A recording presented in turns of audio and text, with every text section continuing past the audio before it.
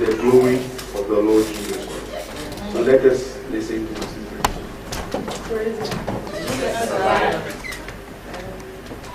I came to Salvation Clinic US only. 2 years ago with no papers.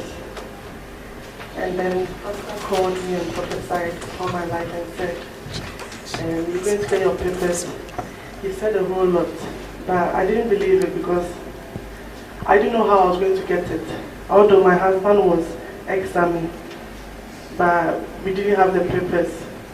So Pastor told us to go and bring our application. It was with a lawyer. My husband's phone was with a lawyer, so my husband didn't listen to Pastor. He thought, oh, the lawyer can do it because he wasn't all that full Christian like today. So he had an accident, and then through the accident he was arrested and they detained him. He went to a prison for... Where was that prison? Hasla. HMP Hasla. Yeah. So... Is it detention center? He went to Basingstoke jail. The Basingstoke jail? Yeah. Because I think that time I was in Ghana then. What is it? So he went to... He had an accident. What was the cause of the accident? We were kind of... We were living together, but not like living together like husband and wife. We were so separated. Basically, your marriage was on the verge of collapse. You were separated. 20% out of 100. Okay. So I was living somewhere else and he was living somewhere else before we came to Salvation Clinic.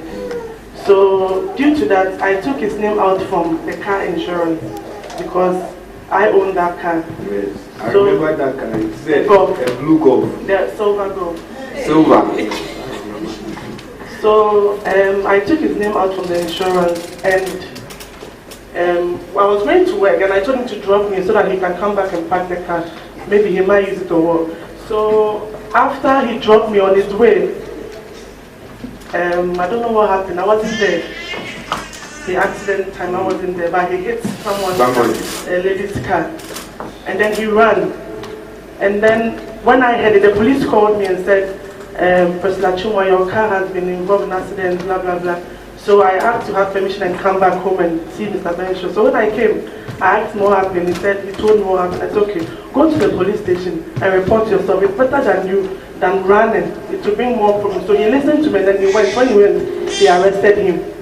So I called Mama and Pastor. Pastor wasn't there, so I called Mama. Mama called Pastor. And Pastor said it is well. And due to that, he was arrested in Basingstoke, and they said they were going to take him to court. Pastor was in Ghana, so Mama went and Presbyter went with me to the court in Basingstoke court. So when we got there, then that was for the driving offense. The driving offense. So when we went, the pastor said they are going to release him. I didn't believe it because as for me, I don't believe him. I didn't believe him. So Mama said, oh, Pastor said they're going to release him. Pastor was praying, all of us were praying.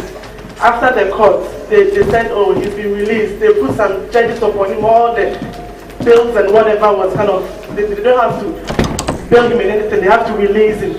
So what Pastor said. So this was a serious matter, but very serious matter. And according to the word that came, yeah, he was released. He was released, yeah. Come on, clap for Jesus. Yes. So after he was released, they got another charge saying he hasn't got papers. So they have to detain him again to deal with his papers, immigration issue. So he had a criminal offense. They dealt with it. It was turned into a foolish case. Yes. And then now they said he's got immigration case. So yes, what was the background of his immigration case? He was ex-army and he left the army, but he didn't process his papers. Yes, so he was what? What was If you are in the army and you don't apply for your papers, your British book, and you come out, you have 21 days to apply for your leave to remain, and he didn't do that. So why didn't he do that? What was the state in which he was? It was he was applying for it, but he wasn't getting it because of drink driving. So he had a drink driving conviction and he had some other convictions as well, like I think battery when he was in the army. And all this was due to what? Alcohol. Because he had a problem with alcohol. So so this is what happened. So this is to let you know that when we say he's got papers, this is what God can cancel. In spite of all this, God can do it. Amen. Amen. Now the Mr. Benshaw is not yet the Mr. Benshaw that you are seeing today is not that same Mr. Benshaw. How many of us were here when he first came? And the way he was dressing and everything, that was a man that was in serious trouble. But look at him now, he is the papa of the swags. Oh, yes. That's how handsome he is, and Satan wanted to destroy him. So he was, immigration now took over his case. And then what happened? He was sent to Haslam. That's the detention center. Hey, detention center. From detention, he has to go home. So, so they detained him to take him home. Yes, take him home, yeah. I wasn't there. I wish he was here. He could say his part, but I'll come to mine. Then they gave him legal aid to deal with his case. So they released him out. I don't know what happened. I think he was there. Then he was able to talk much about his Hasla issue. Yes. So he was, in fact, he was in jail when he comes. He was put in a detention center. He said there were 3 of them. He took all of them. One was a Fijian. They deported him. Another person was a Ghanaian. They deported him. And him, he was saved because we had to go to court, and I had to go to court with him. I remember I went to court, and I ended up becoming a lawyer for him. And he was given bail, and the judge said, "Go and go and sort yourself out." So it was through that, with this background, there was no way. You know, if you have a criminal, there's no way to give you papers. They won't give it to you. But with this background, they giving him, he was reporting.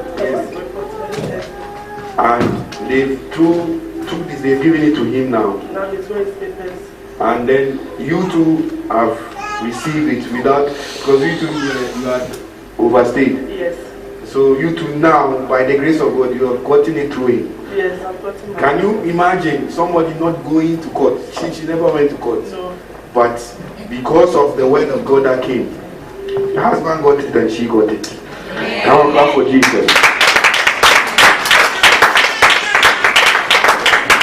And this is it's not just immigration that God has done for you. God has done more than that. He has restored your life, restored your marriage.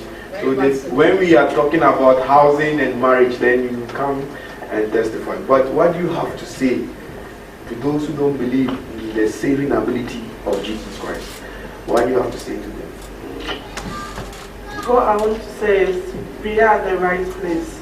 So each and everyone have to believe that the Lord Jesus will do it for you. If you are expecting something like that, the Lord Jesus will do it for you. Amen. Amen. Hallelujah. Clap for that. So let's see one more time your card. This is my biometric card. Biometric. So this is the doing of the Lord.